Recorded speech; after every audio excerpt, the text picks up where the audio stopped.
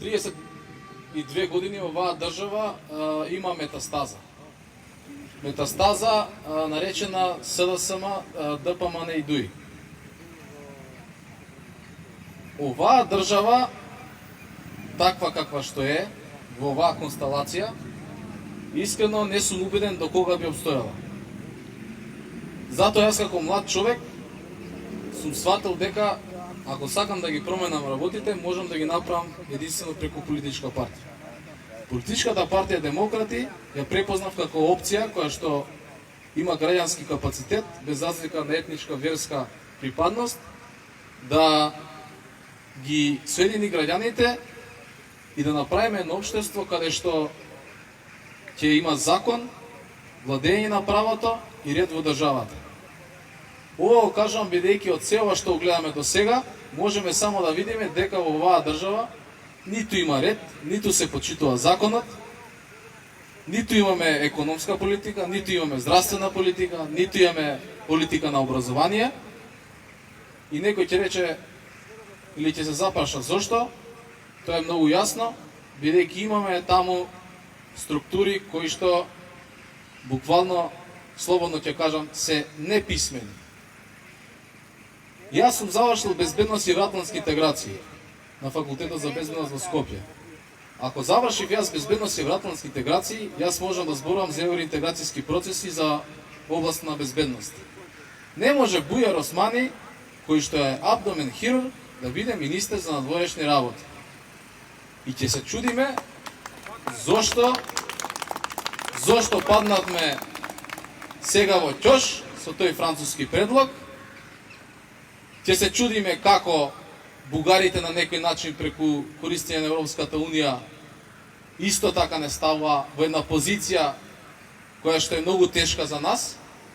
Сака да ни каже дека сме, нели, после 45-та сме се разбудили, сме станале македонци, а пред тоа сме биле бугари. Тоа не знам, тоа не сум го слушал. Знам дека вера можете преку ноќ да промените, ама јазик, идентитет, тоа тешка работа. Во однос на овој кривичен законник, овој месец сме сведоци само на закони кои што се донесуваат во својство на политичарите кои што практично управуваат со оваа држава 32 години и на овој или на оној начин они имаат извршено безброј и кривични дела, безброј притисоци и какви се не полуги на власта во државата, само за да обстојат на власт. Они ќе ни зборуваат дека они се тие кои што ја носат Македонија во Европската Унија. Почитувани граѓани, во Европската Унија не се влегува со ваков законник. Тоа јасно појасни Европската Унија со поднесувањето на првиот кривичен законник кој се случи на почеток на месецот за намалување на казните на функционерите, каде што таа опозициона ДПМН, таа една опција во наводници спасител на Македонија, ослободител на Македонија, они се корените на ВМРО и така натаму, сакаат да ни кажат дека они ќе оправат нашата држава и дека они кои ќе преземат власта, секој ќе одговара. Па и Груевски ќе одговара. Па не знам, сите ќе одговарале, па Заев ќе одговара. А во исто време дека го збора тоа, ево дека во собранието им обезбедија кворум. И сега секој паметен човек што резонира ќе свати зашто е направен тој кворум. Затоа што им одговара. А таа Дафина Стојановска таму што цело време ја гледам така на храбра македонка така, како она е против тоа, јас не можам да сватам, мислам, кај мене лично, ја не можам дури, толку ли смета дека ние сме глупави, како да ви кажам. Ако смета дека тие полтрони што им се таму партија, што имаат таму неки членски книжки и не знаат, освен тоа партиско вработување што го добиле едно бомбонче, ако сметаат дека они ќе им веруваат, за овие 60% што се неопределени на анкетите, малце повеќе се зезнале. И превеќе. И сега ќе слушате со денови, таму ќе се јави овој Груевски од Будимпешта и се кара демек со Мицкоски. И демек, овој е криминалец, овој го обвинува него и нема врска. И само да ќе слушате обвинување од ДПМН, ќотат на пресконференција и прашуваме дали овој криминал е направен. А овие не е направен. И она готово, тука нема тужба, пошто они прашуваат, луѓето тоа нели демократско право е ти да прашаш. Дали има тоа аргументи или нема, тоа е веќе друга тема на разговор. Ја не можам да сватам како можат граѓаните да не се осветле, поготово Скопје, да не излезат на ваков протест кој што е суштински од државата. Секој нормален во западните земји за вакви прашања, да речеме во Франција, знаете што се случува. А овде апатија. Јас сваќам дека 30 години некој ве мафтал лево десно и играл пинг-понг со вас. Меѓутоа треба да сватите дека на се има крај, бидејќи империи паѓале, царства паѓале, нормално дека и овие структури ќе паднат. Кога тогаш? Затоа си ги носат оние овие закони, затоа што они се свесни кога тогаш дека мора да одговара, сакале или не келе. Тоа од нас Европската унија ќе го бара. Они се во состојба да влезат сега СДС и ДУИ во коалиција, па би рекол ја лично и ДПМН во коалиција, само за да обезбедат 61 пратеник за да обстојат на власт. Бидејќи на анкетите говорат дека за СДС, ДПМН и ДУИ има вкупно 36% од граѓаните кои што ги поддржуваат. Замислете, они со 36% ја водат држава. И никого не е сапат.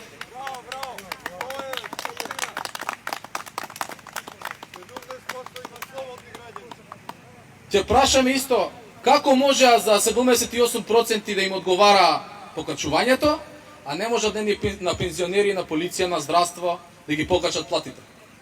И тогаш да прашам каде е таа опозициона ДПМН да каже, еве ние сме против. Они ќе добијат ке народ, само што ние сме против ова, гласаме против. Никој не гласаше против. Тука значи се согласија за поделба на државните средства за финансирање на партии, уште во 2017 кога дојде Заев се согласија со Мицкоски и нема проблем. Значи секогаш се парите во прашање, тука нема ни вера, ни религија, ни нација, ни раса, ни партија, значи се заборава. Тоа се случува во истиот момент само кога ќе се појават парите. Ќе ми зборат некој од ДПМН, ево вие сега ќе ги амнестираат, ќе се амнестираат криминалите.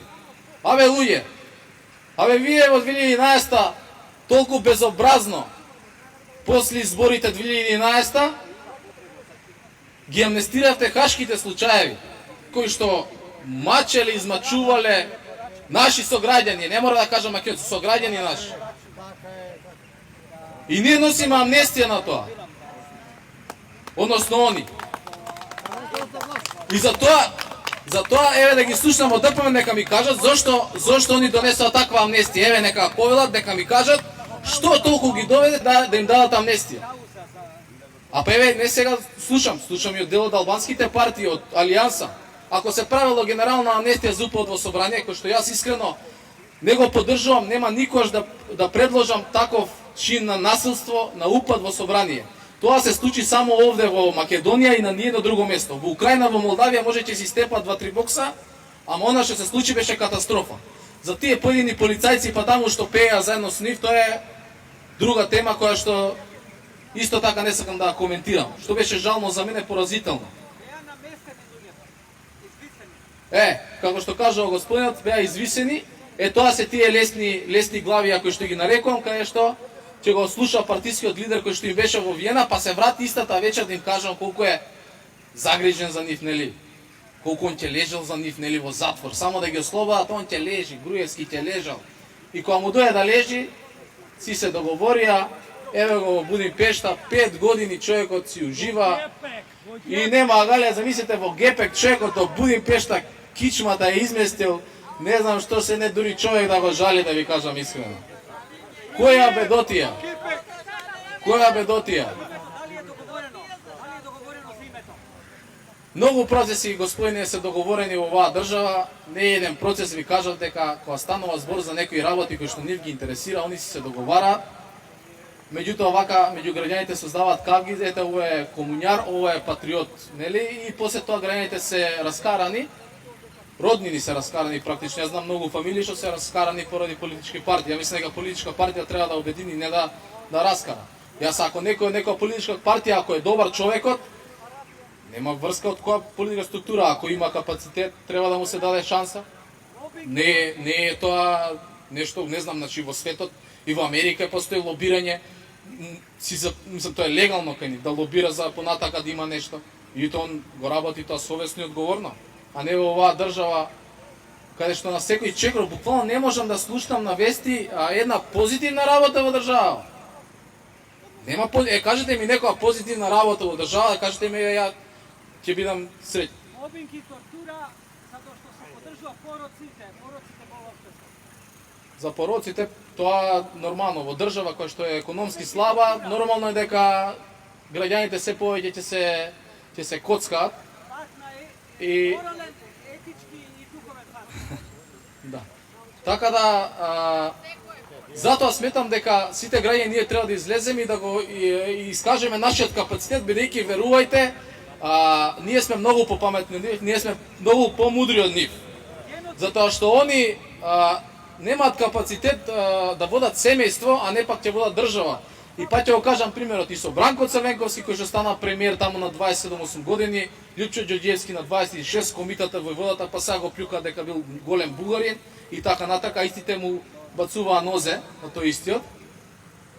И мислам дека после 32 години веќе граѓаните се свесни, апатијата која се случува зашто нема можеби 100.000 народ овде, ја сваќам поради мобинзите и сето тоа. Меѓутоа ќе дојде денот кој ќе се охрабрат граѓаните, ќе дојде многу скоро и ќе има промени на сцената политичка во Македонија и несомнено ние сакале или не дали во една или во 6 изборни единици, ние ќе бидеме во парламентот на Македонија, таму ќе водиме вистинската битка со овие не луѓе, овие монструми, овие багабонти, не знам што веќе да употребам. Знам дека криминалец е криминалец и он свесен е дека прави криминал и дека може да го опсат, ама овие се прават како да се светци, меѓутоа сосема прават нешто друго. Наместо да ги повикувам сите граѓани уште еднаш да излеземе на улици, ако треба да протестираме и секој ден, да се освестиме и еднаш за секојаш да направиме на држава, едно општество каде што ќе има ред, дисциплина и каде што ќе се почитуваат законите, каде што ќе имаме економска политика, социјална политика, образовна политика. А јас сметам дека тоа ние го можеме, бидејќи капацитетот го преседуваме. Само ќе го постигнеме со влез во парламентот, а тоа мора да биде и ќе се случи на наредните избори, дали сега ќе бидат преверени 2024-та, граѓаните ќе не видат во парламентот, активни сме, одиме на терен, одиме со граѓаните, ќе правиме средби секој ден, од куќа на куќа ако треба ќе одиме, од село во село, во сите градови на Македонија и ќе се случат промени. Ако можеше во Словенија и во Црна Гора, која што е 600.000, да се случат промени, да го бутнат Мило Ѓукановиќ, ќе го бутнеме ние овој режим, тоа ќе се соочиме со нив во парламентот, па ќе видиме како ќе поминат со нас. Благодарам.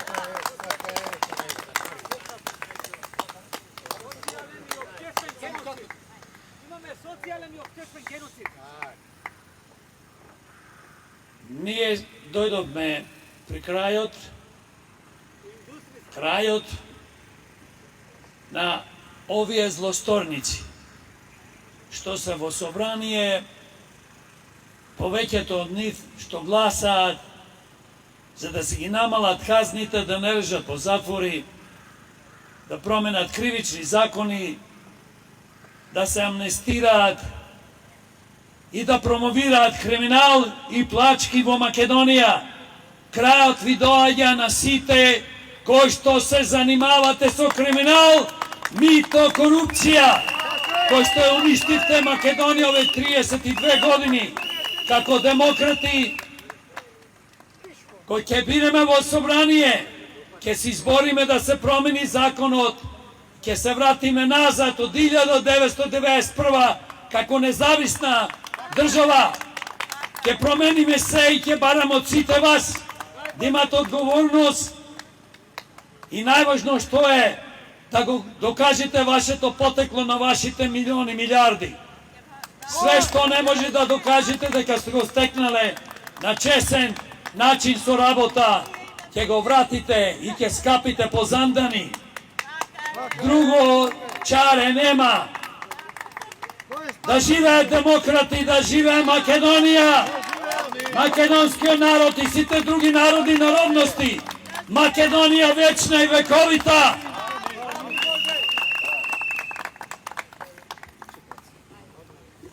A može da se povlečete, da može